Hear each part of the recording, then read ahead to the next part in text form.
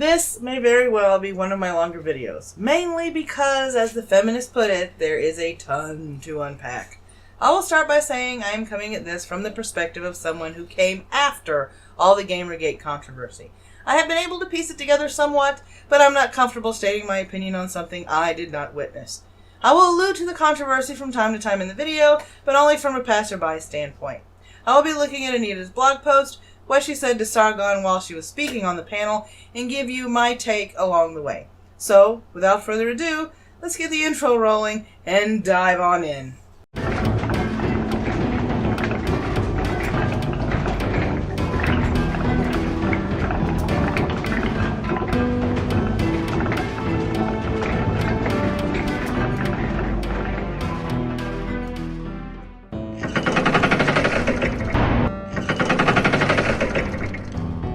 As you can see, she already came out of the gate running. Not strong, but running. She simply would have stopped at harassment. I think I could have lived with it. But she continued with the insult she threw at Sargon. Curious, as I often am, and the fact that I too have a WordPress blog, I scrolled down to see what others had to say before putting my eyes on it and read.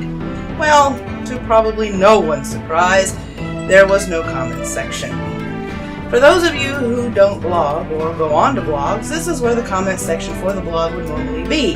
But as you can plainly see, all there is are links to her other posts, which isn't too surprising seeing how her channel has much the same deterrent. This doesn't bode well for our fair Anita, crusader of intersectional feminism, but I digress. To kick off the Women Online panel at VidCon last Thursday, the moderator posed the question, why do we still have to talk about the harassment of women? I replied, because I think one of my biggest harassers is sitting in the front row. As you can see by this picture, I may be erroneously saying was taken by someone in her camp, no one is yelling, screaming, or being rude. In fact, they are just sitting there, listening. Let's see if I can find a couple other angles of the room. Maybe they got there early and got good seats.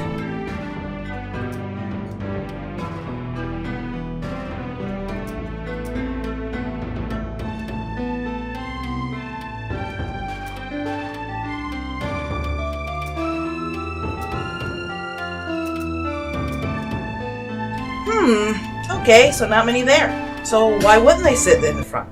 I would, for one thing. Normally, in a large room which can echo greatly, you can hear the speaker better when sitting in the front row.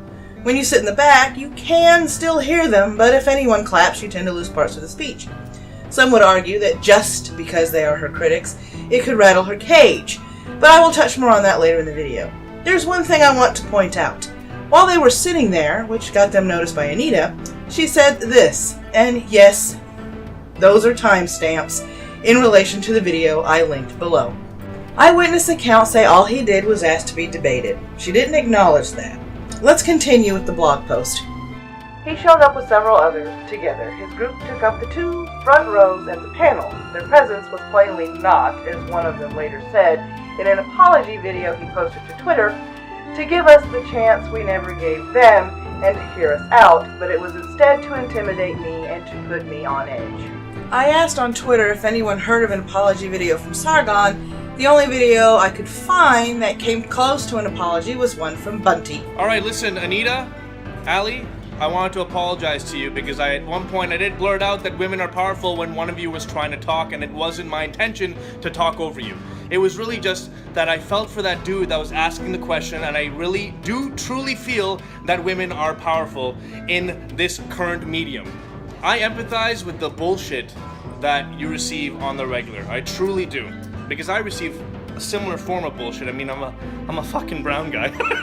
I'm a brown guy. I get called a terrorist all the time. Fuck, man. People are always trying to discredit me. They're like, well, shut up, fucking Osama. But the thing that helped me is that I was like, you know what? Fuck all of these people. I'm not a victim. I'm not a terrorist. I'm just gonna go ahead and say whatever I say. And while I do have some form of male privilege because I'm this guy that's like a little assertive, and I've kind of built myself up this way, I truly believe that I've met very many powerful women in my life. And I think that you women are among those powerful women. And I think that you need to be talking about your positive experiences. I need to be empowering these women through those positive experiences instead of highlighting, you know, the fact that Sargon of Akkad is sitting in front of you. Like, I mean, who cares he was sitting in front of you? I know he should have probably sat in the back. Thinking about it now, he probably should have sat in the back. Yeah, sorry. but I mean, listen, we were just excited. We were excited. We wanted to give you guys the opportunity that you don't give us. We wanted to hear you guys out. And I was sitting there listening to you, and before you kind of went off on Sargon, I was like, fuck yes, I'm agreeing with Anita. And I don't know, that's it. Anyway, I do apologize again. Please don't block me. In the video, he apologizes about interrupting, tells what it's like about being someone of color, and suggests that in order to empower women, she needs to speak more on the positive things that have happened in her life, and not only the negative, and not to be a victim. I felt this was well said, but she seemed to dismiss it and goes on further to say, "They will no doubt plead innocent and act shocked at what they characterize as the outrageousness of such allegations. This too is part of their strategy. Gaslighting, acting in a way intended to encourage me and their other targets to doubt ourselves and to wonder if all of this isn't just in our heads. But to anyone who examines their patterns of behavior with clear eyes, the intentions of their actions are undeniably apparent." No, I don't believe this is gaslighting. I won't defend the actions of those who have insulted her. We all fall short in some respects and can't help but take jibes at the person and not respond solely to the argument. I know I have done it from time to time. We must strive harder to respond to the argument and not insult the person. Let's see what else she has to say. "Carl is a man who literally profits from harassing me and other women. He makes over $5,000 a month on Patreon for creating YouTube videos that mock, insult, and discredit myself and other women online. And he's not alone." It's petty to bring someone's income into question, no matter the conversation, unless you are talking specifically about earnings. I have already addressed the mocking, but if she is equating debunking her time-honored and often debunkable arguments as harassment, then she, in my opinion, is not strong enough in her convictions to refute the facts presented with facts to the contrary, which would be the professional way of having a discussion. But then again, when your argument can be and has been debunked several times, you don't really have a leg to stand on, do you? He is one of several YouTubers who profit from the cottage industry of online harassment and anti-feminism. Together, these people have millions of followers who are regularly encouraged by the videos and tweets of these individuals to harass me and other women who make videos daring to assert the basic humanity of women, people of color, trans folks, and members of other marginalized groups. It really bothers me that she blames those who respond to her sending their subscribers on YouTube and followers on Twitter to harass her and others who parrot the same tired arguments. There isn't much that is absolute, but what is for my 40-plus years of living is you can tell people until you're blue in the face not to harass, defame, and insult the person whose argument you're responding to, but in the end they will do what they will do. Some, on the other side of the fence, would say we could scold or reprimand them, but we are not their parents. People are free to do what they will, and it will take way too much time to track down everyone who insults them and waggle the proverbial finger at them. It's just not realistic. Because of the constant flood of threats and harassment I have received over the past 5 years simply for being a woman who argues for the basic humanity of women in a deeply misogynistic culture, I went for a very long time rarely participating in public conversations. Being a target of cyberbomb harassment is a traumatizing experience. Though harassers seek to deny this, one tactic of theirs is to dismiss this very idea, to say that everyone online is treated the same, everyone online gets called names sometimes. In fact, there is simply no comparison between occasionally mocked or insulted online as a male anti-feminist who occupies a position of power in an overwhelmingly sexist, patriarchal culture, and being a woman who receives a never-ending torrent of abuse while fighting tooth and nail to create an online culture that is a little less misogynistic and a little more equitable. This is probably alluding to the whole Gamergate thing, and if this truly did happen, I feel for her. Being someone who has been verbally bullied and physically attacked and stalked, I would not wish that on anyone. But I feel as if some of this is an exaggeration on her part, and though I won't nitpick which parts, I will say disagreeing with someone repeatedly for the same argument being brought up time and time again is not harassment, unless you're making over 60 videos on the same person, and that, in my opinion, is excessive. She goes on to say, however, despite the torrent of harassment, I recently made a conscious decision to participate more regularly in panels and conversations at public events because I wanted to engage with people who show up in good faith to listen to our ideas. But let me make something very clear. When you have a history of harassing someone for years and you show up in the front row of their panel with a camera and an entourage, that is not an act of good faith, to put it mildly. That is itself an act of harassment and intimidation. He and his companions were doing this, not just to me, but to other women as well, women like Kat Black and Francesca Ramsey, so that we are all aware at VidCon that this man who has harassed us and whose hundreds of thousands of followers have attacked us online for years is here watching us.